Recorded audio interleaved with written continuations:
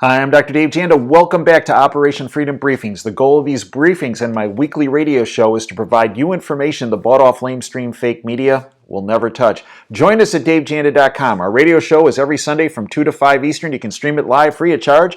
Just go to davejanda.com, hit the right upper corner where it says Listen Live, and join us for the live show. In addition, we upload a tremendous amount of free public information on davejanda.com almost on a daily basis, and we also have a very reasonably priced 30 cents a day subscription service where we deep dive on issues. We have a number of shows that we upload during the week that we deep dive on issues that really have a significant importance to every single, not just American, every person around the world, yet the bought-off lamestream fake media controlled by the globalist syndicate doesn't touch and will never touch. I hope you'll join us at davejanda.com, the public side or the subscription side.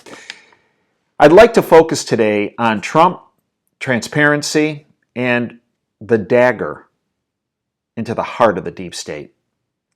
The deep state operates in the dark. They're cockroaches. They despise transparency. They have done everything in their power to remove Donald Trump in a multitude of coup attempts which have failed. They are deathly afraid of transparency. Let me give you an example. What set the deep state off into hyper mode this past week was when Trump announced that he was going to declassify without redactions the FISA warrants for Carter Page, the text messages between McCabe and Comey, and the FBI 302 forms which were filled out after they interviewed Department of Justice official in the Obama administration, Bruce Ohr. All deep state players. And lending transparency to the coup attempt of a duly elected president of the United States. And the illegal surveillance of Trump, his team, and frankly, millions of Americans. Headline from Zero Hedge. Trump orders immediate release of all text messages.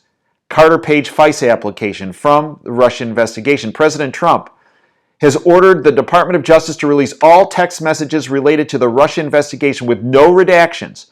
A former FBI Director, James Comey, his deputy, Andrew McCabe, now fired Special Agent Peter Strzok, former FBI attorney Lisa Page, and twice demoted Department of Justice official Bruce Ohr. Also released will be the specific pages from the FBI FISA surveillance warrant application on former Trump campaign aide Carter Page, as well as interviews with Ohr. They will all believe, and I believe they will all show, the treasonous and seditious acts by these players and people above them, including Barack Obama, when it came to the illegal surveillance of individuals, when it came to the denial of constitutional rights of a multitude of individuals, and the sedition and the treason as it relates to the removal of attempted removal of a duly elected president of the United States, that being Donald Trump. I believe this declassification issue is going to lead to a number of dominoes falling, such as what? One, I believe Jeff Sessions will, at a minimum, partially, if not fully, unrecuse himself when these facts come forward. Number two, I believe the military tribunals that were discussed between Lindsey Graham and Brett Kavanaugh in his confirmation hearings, I believe it will come to public knowledge that the tribunals have not only been formed, but according to my sources, have been, and direct quote from them, have been, quote, operational, end quote. This scares the living daylights out of the deep state. Because for decades, they have controlled the judicial system in the United States, whether it's bribery, whether it's blackmail, whatever it might be. And this is why we've seen a number of new judges being appointed into the current civil criminal federal court system. I believe there have been 46 federal district court appointees, 26 appeals court federal appointees, one Supreme Court nominee, and one that's on the bubble, which would give the Supreme Court a 5-4 majority. which the deep state does not want. I also believe that the ramifications of this declassification event will lead to the acknowledgement and the activity of what has been going on a parallel investigation side between Horowitz, the Inspector General of the Department of Justice, and Huber, the prosecutor out of Utah, whom Sessions brought in to work with Horowitz. It's my understanding they have about 460 members of their team that have been working on these indictments of players within the deep state.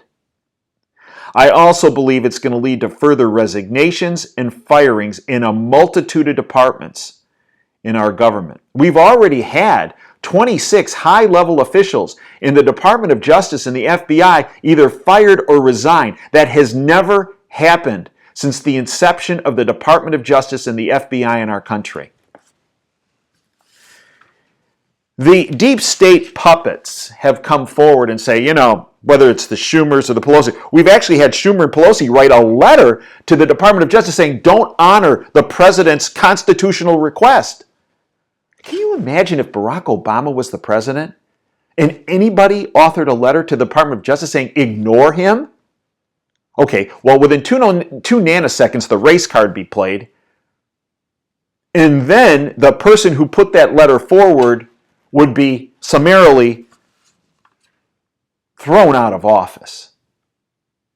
But to write this letter, Schumer and Pelosi, to the Department of Justice, the deep state is applauding. Every puppet associated with the deep state is applauding. No, this is a huge problem. In fact, one of their one of the reasons that should not be released is, well, it's going to risk national security, all right? Yesterday, Trey Gowdy stepped forward. He's a Republican from South Carolina in the House of Representatives. He's reviewed the unredacted documents, reportedly. No national security risk in classified Russia documents. Department of Justice stonewalling over Brennan FBI embarrassment. Representative Trey Gowdy, this is from Zero Hedge, said in an interview that the information contained in the Russia documents withheld by the Department of Justice posed no risk to national security and would be embarrassing to former CIA Director John Brennan, who I've told you before is one of the first people that's going to get indicted, the Department of Justice and the FBI. Quote, I've read it. Some of it's embarrassing for the Department of Justice, some of it's embarrassing for the FBI. Embarrassment is not a reason to classify something, said Gowdy. A lot of it should be embarrassing to John Brennan, former director of the CIA under Obama, and maybe therein lies why he is so adamant that this information not be released, end quote. While we're talking about Obama, why don't we talk about an executive order? Look it up, Executive Order 13526. 13526, issued December 29, 2009 by Barack Obama. It's entitled Classified National Security Information. In fact, Barack Obama gives Trump the authority in this executive order, in addition to the constitutional authority, to release and to declassify, unredacted, the documents that Trump has requested. This order, this is Obama's executive order, not Trump's. Rachel Maddow hasn't spoken about this? The women on The View haven't spoken about it? Shocking, isn't it? Classified national security information. This order prescribes a uniform system for classifying, safeguarding, and declassifying national security information, including information relating to defense against transnational terrorism. Section 1.7, Classification Prohibitions and Limitations. In no case shall information be classified, continue to be maintained as classified, or fail to be declassified in order to 1. Conceal violations of the law, inefficiency, or administrative error. Ding, ding, ding. 2. Prevent embarrassment to a person, organization, or agency. 3. Restrain competition. Or 4. Prevent or delay the release of information that does not require protection in the interest of national security on all 4 counts. Trump has license to not only declassify it, but declassify it in an unredacted fashion. So what was the reaction to Trump putting out this this issue about declassifying these documents? Well, let's start with Hillary. They talk about Trump doing tweet storms. How about this tweet storm from Hillary? Dated September 18th, hours after Trump did the declassification move. Now, there's a term in medicine called projection, where you project onto others what you're really guilty of. This is a case history in projection as it relates to Hillary Clinton. Hillary Clinton. Donald Trump refuses to be subject to the law. Hillary, really? Pot calling the kettle black? What about your illegal use of private servers in its relation to the rule of law? Notice I said servers. Yeah, those were the same servers that, according to the Inspector General of the intelligence community, those same servers Hillary had at her house, tens of thousands of her emails went directly to China. Oh, and by the way, after that happened, 18 CIA operatives in China were assassinated. Hillary talking about subject to the rule of law. Yeah, okay. She goes on in her little tweet storm. The legitimacy of our elections is in doubt. Oh, come on, Hillary. Tell that to Bernie Sanders supporters, where you stole the nomination from Bernie Sanders. Now all of a sudden you're concerned about legitimacy of elections? Or how about the fact that your people had rigged the general election, my sources say 4% in her favor? Yeah, okay. She goes on. Projection incorporated here. The president is waging war on the truth. This from the person who funded, her campaign funded, as did the DNC, the fake Russian dossier. She's talking about the truth. Okay. The administration is undermining the national unity that makes democracy possible. This from the person talking about national unity who screamed that any person that did not support her was a deplorable. Yeah, that would be millions of people. National unity. Okay, Hillary. And then there's the breathtaking corruption. Okay, Hillary, you want to talk breathtaking corruption? Let's leave Whitewater and all that other stuff to the side. Why don't we talk about Uranium One, where you pilfered $145 million into your foundation and 20% of the uranium supply for that funding was given to Russia. Oh, yeah. All right. There's no pay-to-play corruption there. Or how about your use of multiple personal servers, as I said, that led to the assassination of 18 CIA agents in China, with the national security of our entire country thrown out the window with the tens of thousands of emails that were funneled directly out of your server to China, as documented by the Inspector General and the intelligence community. Or how about the multiple campaign violations just in 2016 alone that your campaign and you were involved in? So what Hillary is saying by attacking Trump on him trying to be transparent about getting this information to the American public, so obviously transparency in Hillary's world is equivalent to breaking the law. But she wasn't alone with her hysteria and her desperation. Former Vice President Joe Biden came out. Trump supporters, they're the, quote, dregs of society, end quote. Thanks, Joe. I mean, I always was taught from my parents, always consider the source. Joe Biden, the source, this guy if just Google, go on, search engine of your choice. Take a look at the videos of him fondling kids. Can't keep his hands off these kids. Quote, Joe Biden, fondler.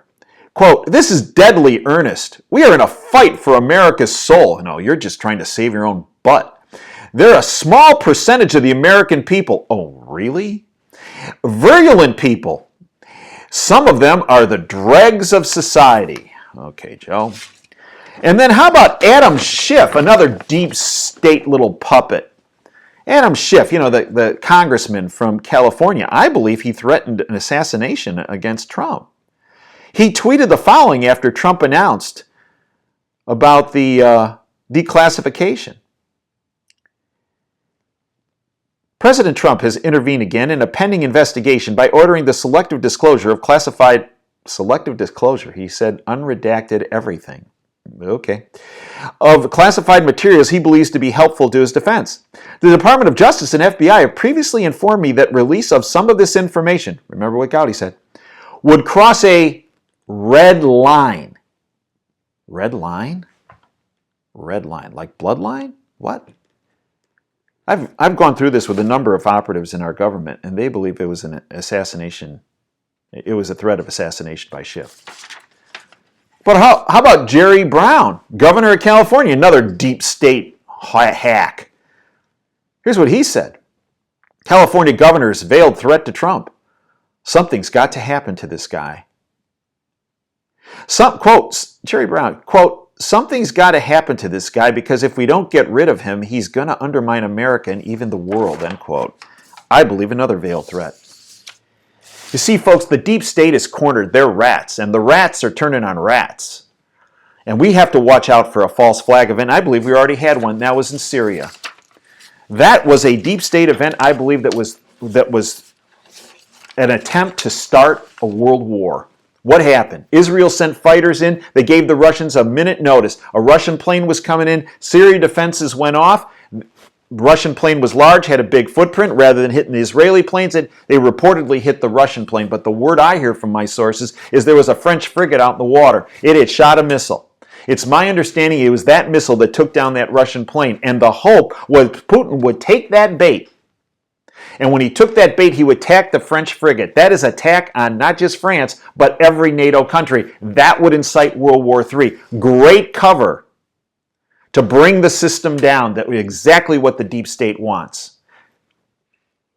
Putin didn't take the bait. I believe he didn't take the bait because of the relationship he had already developed with Trump through those meetings. And I believe he decided to hold off. But what did Putin do?